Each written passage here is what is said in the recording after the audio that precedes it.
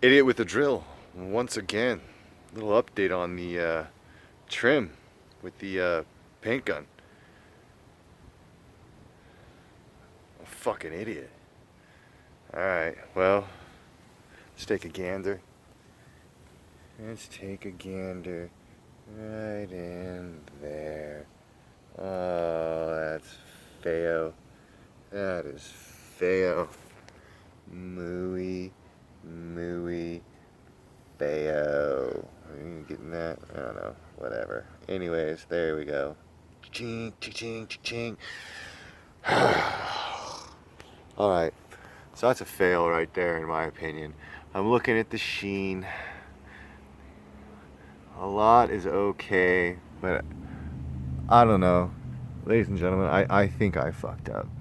I mean, some stuff in here. I'm gonna let it set a little bit more. Maybe I'm just jumping the gun because I'm real critical. But what I think I did wrong, aside from just now layering up too much paint on it to try to cover what I thought and definitely were some mistakes. I've got some drools because I fucking went too thick. What a retard. Right up in there. Where's the camera in? It's on this end. Right in there. Look at that. Oh, look at that. Look at that ugly. I did that wrong. That's wrong, ladies and gentlemen. You see how bumpy that is up and through there? Okay, so after the first coat, which looked primo, it really did. It looked smooth, and maybe that was all I really was supposed to do was one coat, but I don't know. I wanted to do a second coat because it seems that's what you always do. Well, there's a 2-hour wait time for an overcoat, and I elected to leave the leftover mixture that I had already made at that viscosity in the cup and leave the gun attached and just wait it out and then mix up some new stuff, put it in there with what was remaining of that other stuff, and scrape off the nozzle tip, charge her up and go. And I think that was the wrong thing to do. I think you really need to make sure that you come over to your frickin' gun, alright, and you detach.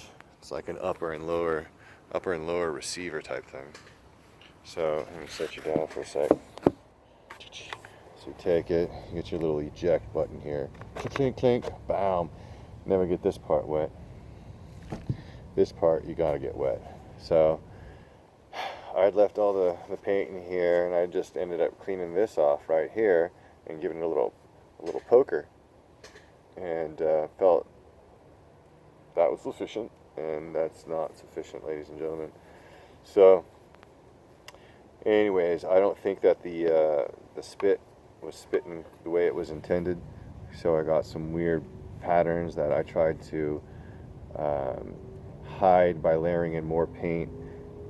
So where those little bubbles were at, I was like, okay, I'll add some more in and it'll all kind of meld together and flatten out. And there was minutes in between passes, like as I went through everything and then set the gun down and took a gander, and I was like, oh, I got to do this over here, and